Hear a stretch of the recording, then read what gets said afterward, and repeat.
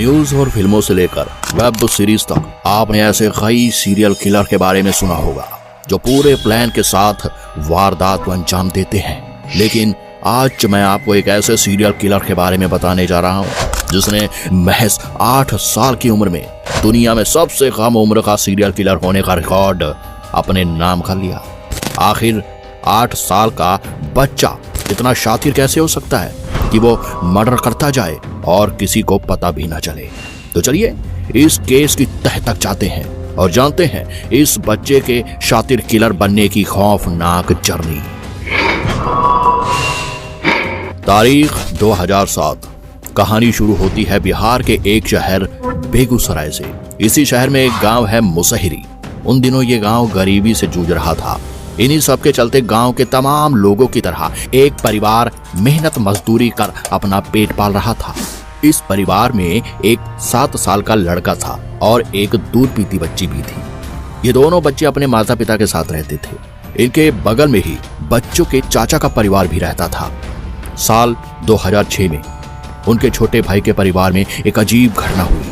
उनकी 6 साल की बेटी अचानक से गायब हो गई। लेकिन उन्होंने इस घटना की खबर पुलिस को नहीं दी, पर पूरे गांव में यह बात धुएं की तरह फैल गई, क्योंकि शहर के मुकाबले गांव में सभी एक दूसरे को अच्छे से जानते होते हैं और सारे बच्चे भी आपस में मिलकर खेलते थे। तो ऐसे में अचानक से एक बच्ची का गायब हो जाना किसी से छुप तो नहीं सकता था। बच्ची खोने के गम में कुछ महीने ऐसे ही बीते, लेकिन करीब 6 महीने बाद इस परिवार की एक 8 महीने की बच्ची फिर से गायब हो गई और यह बात भी पुलिस तक नहीं जाने दी गई। यह बात भी गांव वालों के बीच फैल गई, लेकिन गांव वालों को यह समझ नहीं आ रहा था कि आखिर यह गांव में चल क्या रहा है। सिर्फ 6 महीने के अंदर एक ही परिवार के 2 बच्चे गायब हो चुके थे। ऐसे में ये घटना अब मुसहरी गांव में दहशत के रूप में अपने पैर पसार चुकी थी। लोग डरने लगे थे और बच्चों को बहुत कम ही घर से बाहर जाने देते। इसके बाद सिर्फ 3 महीने और बीते और साल 2007 में एक और खुशबू नाम की 6 महीने की बच्ची गायब हो गई। दरअसल जिस परिवार के 2 बच्चे पहले लापता हुए थे, उन्हीं के पड़ोस में एक चुनचुन देवी नाम की औरत रहा करती थी। ये उसी की 6 महीने की बच्ची थी जिसका नाम था खुशबू। यह घटना तब घटी जब चुनचुन देवी प्राइमरी स्कूल में अपनी बेटी को कुछ खिला रही थी। अचानक से उसको अपने घर का काम याद आ गया, तो वह अपनी बेटी खुशबू को वहीं कुछ देर के लिए लिटाकर सुलाकर चली गई। थोड़ी देर बाद जब वह स्कूल में लौटी तो उसने देखा कि खुशबू वहां नहीं है। यह मंजर देख चुनचुन देवी घबरा गई और सारे गांव में उसे खोजने लगी। जब तमाम रिश्तेदारों से पूछताछ करने के बाद भी बच्ची का कुछ अता पता नहीं चला, तब लास्ट में वह थक हार कर पुलिस स्टेशन पहुंचती है। अब यह पहली बार हुआ था कि गांव में किसी बच्ची के गायब होने की रिपोर्ट पुलिस में लिखवाई गई थी। इसके बाद पुलिस हरकत में आती है और अपनी इन्वेस्टिगेशन करती हुई गांव पहुंचती है। गांव के लोगों से पूछताछ करते दौरान पुलिस को यह पता चलता है कि इस गांव के पहले भी 2 बच्चे गायब हो चुके हैं और वह दोनों बच्चे एक ही परिवार के थे। यह सुनते ही पुलिस उस परिवार के पास पहुंचती है और खुशबू के बारे में पूछताछ करती है। थोड़ी देर बाद पूछताछ करने के बाद पुलिस वाले अमरजीत को बुलाने को कहते हैं। तब वह अपने बेटे अमरजीत सदा को बुलाते हैं। हालांकि पुलिस सोच रही थी कि इस 8 साल के बच्चे को कैसे कुछ पता होगा, मगर फिर भी पुलिस सोचती है चलो क्या पता इस बच्चे के जरिए ही कुछ सुराग हाथ लग जाएं। तो फिर पुलिस उस 8 साल के बच्चे यानी अमरजीत सदा से पूछती है, बेटा तुम्हें पता है कि खुशबू कहाँ है? पुलिस वालों का यह सवाल सुनकर वह हंसने लगा। पुलिस ने दोबारा पूछा तो वह बोला, हाँ अंकल मुझे पता है। तो फिर बताओ बेटा खुशबू कहाँ है? पुलिस का यह सवाल सुनकर वह फिर से हंसने लगा और वह बोला, मुझे बिस्कुट लाकर दोगे तब मैं सब बताऊंगा। अमरजीत की यह बात सुनकर पुलिस वाले ने एक बिस्कुट का पैकेट मंगवाया और उसे दे दिया। बिस्कुट मिलने के बाद उसने बिस्कुट का पैकेट खोला और उसे खाने लगा। संयम रखते हुए पुलिस ने फिर पूछा, अब बताओ बेटा खुशबू कहाँ है? बिस्कुट खाते खाते अमरजीत बोल पड़ा, मैंने उसे खपड़ैल से मारकर सुला दिया। पहले तो ये सब बात सुनकर पुलिस वालों को लगा कि ये क्या बोल रहा है। उन्हें लगा कि ये मजाक कर रहा होगा। तब उन्होंने दोबारा पूछा, लेकिन इस बार भी बच्चे का जवाब वही था।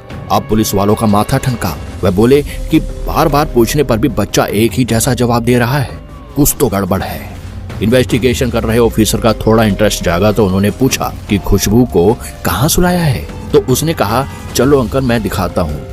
इसके बाद अमरजीत पुलिस वालों को प्राइमरी स्कूल से थोड़ी दूर एक सुनसान जगह पर ले गया। वहां पहुंचकर एक झाड़ी की तरफ इशारा करते हुए बोला कि मैंने उसे यहीं सुलाया था। पुलिस उस झाड़ी के पास गई। करीब आते ही उन्होंने देखा कि बहुत सी मक्खियां भिनभिना रही है और हल्की हल्की सी बदबू आ रही है। अब पुलिस वालों का शक यकीन में बदल चुका था कि वहां जरूर कोई ना कोई मृत जीव है। वहां एक छोटा सा गड्ढा था जो कि घास फूस और पत्तों से ढका हुआ था, और पुलिस ने जब घास और पत्तों को हटाया तो उन्होंने जो मंजर देखा वो उनके होश उड़ा देने के लिए काफी था। वहां पर खुशबू की लाश मिली। ये देखकर पुलिस वाले दंग रह गए। वो कभी लाश की तरफ देखते तो कभी 8 साल के बच्चे को। जी हाँ, वही 8 साल का बच्चा जो बोलता कम है और हंसता ज्यादा है, जिससे सिर्फ इसलिए पूछताछ की गई ताकि कोई सुराग मिल सके, मगर अंत में वह बच्चा ही कातिल निकलेगा ऐसा पुलिस वालों ने दूर दूर तक नहीं सोचा था। इसके बाद पुलिस वालों ने खुशबू के मर्डर के इल्जाम में अमरजीत को गिरफ्तार कर लिया और अपने साथ पुलिस स्टेशन ले गए। मगर अंजाम से अनजान अब भी अमरजीत पुलिस स्टेशन और पुलिस वालों को देखकर बस हंसे जा रहा था। शायद उसे पता ही नहीं है कि पुलिस स्टेशन क्या है, पुलिस क्या है और कानून क्या है। पुलिस स्टेशन पहुंचने के बाद पुलिस ने अमरजीत से पूछा कि खुशबू का मर्डर कैसे किया। तो वह बोला, पहले तो प्राइमरी स्कूल से खुशबू को उठाकर गांव के बाहर एक सुनसान खेत में ले गया। वहां ले जाकर पहले तो मैंने खुशबू का गला दबाया और बाद में वहीं खेत में से एक पत्थर उठाकर खुशबू के सर पर मार दिया। जब खून निकला तो मैंने वहीं छोटे गड्ढे में खुशबू को छुपा दिया और मैं वहां से भाग गया। अमरजीत की यह बात सुनने के बाद पुलिस को वह 2 बच्चे भी याद आए जो खुशबू से पहले उस गांव से गायब हो चुके थे, जो अमरजीत के परिवार के ही थे। तो पुलिस को लगा कि जो 2 बच्चे पहले गायब हुए थे उसके पीछे भी हो ना हो अमरजीत का ही हाथ होगा। पुलिस ने अमरजीत से पूछा, अच्छा यह बताओ बेटा, तुमने किस किस के साथ ऐसा किया? यह सवाल सुनकर वह हंसने लगा और बोला, पहले मुझे बिस्किट दोगे तब मैं बताऊंगा। उसके बाद पुलिस वालों ने बिस्किट का एक और पैकेट मंगवाया और अमरजीत को दे दिया। उसके बाद उसने 2 और बच्चों का नाम ले लिया जिसका उसने मर्डर किया था, एक अपनी बहन का और दूसरी अपनी चचेरी बहन का। यह बात सुनते ही पुलिस वालों के पैरों तले जमीन खिसक गई, क्योंकि उनके सामने अब कोई मामूली मुजरिम नहीं बल्कि एक 8 साल का सीरियल किलर बैठा था जो 3 मर्डर कर चुका था और उसमें से 2 अपने ही परिवार के लोगों का किया था। मानो उसके दिल में रहम नाम की चीज ही नहीं और रिश्ते नाते उसके लिए कुछ नहीं। पुलिस वालों ने अमरजीत के चाचा और माँ बाप को पुलिस स्टेशन बुलाया और उनसे पूछताछ शुरू की तो उन्होंने सारी कहानी सुनाई और कहा कि हाँ, आज से तकरीबन 9 महीने पहले 2006 में पहला कत्ल अपने चाचा की 6 साल की बेटी का किया था इसने, और ठीक उसे भी खुशबू के जैसे ही गला घोटकर और पत्थर मारकर मार डाला था इसने। तब अमरजीत की उम्र सिर्फ 7 साल की थी। उन्हें यह पता चल गया था कि यह मर्डर अमरजीत ने किया है, क्योंकि जब उन्होंने अमरजीत से पूछा तो वह बिना छुपाए सब कुछ सच सच बता दिया। फिर उसके करीब 6 महीने बाद ही अमरजीत ने अपनी खुद की 8 महीने की बहन का मर्डर कर दिया, और यह मर्डर भी ठीक वैसे ही किया और बाद में एक्सेप्ट भी कर लिया था। उसके बाद पुलिस वालों ने उनसे पूछा, अगर तुम्हें यह पता था कि यह दोनों मर्डर अमरजीत ने किए हैं तो इसकी खबर पुलिस को क्यों नहीं दी? तो अमरजीत के माँ बाप ने बताया कि जब उसने अपने चाचा की लड़की का मर्डर किया तो हमें लगा शायद उसने अनजाने में आपसी लड़ाई की वजह से मर्डर किया होगा, इसलिए हमने अमरजीत को समझा बुझाकर छोड़ दिया। मगर जब उसने अपनी बहन को मारा, इसके बाद उन्होंने अमरजीत की खूब पिटाई की, तो वो बोला कि आज के बाद वो ऐसा नहीं करेगा, इसीलिए हमने उसे एक बार और माफ कर दिया, क्योंकि मारने वाले और मरने वाले दोनों ही हमारे परिवार के ही थे।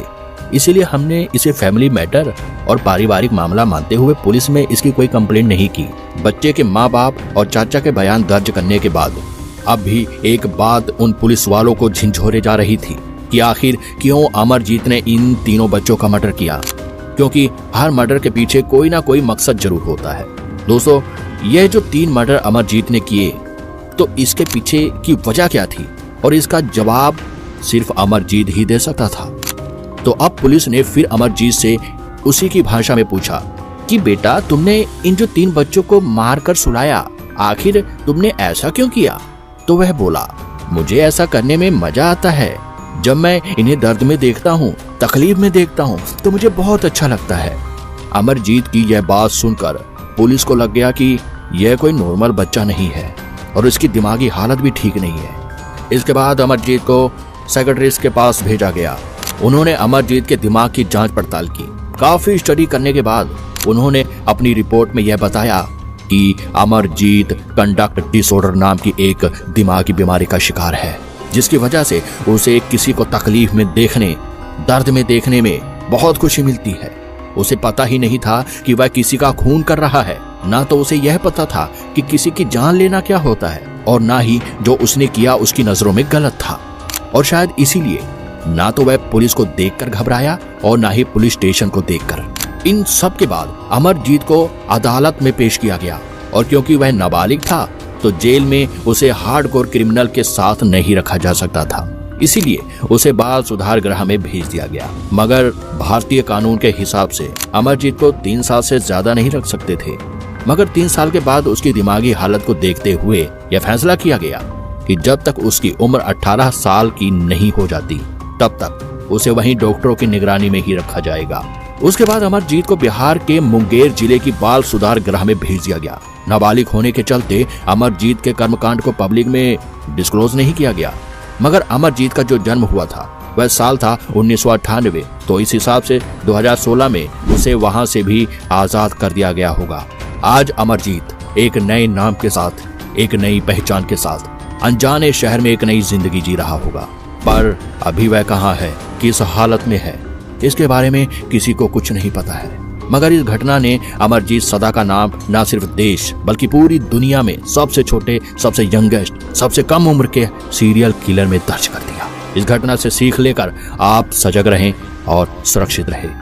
फिर मिलेंगे एक और क्राइम केस के साथ। तब तक के लिए जय हिंद।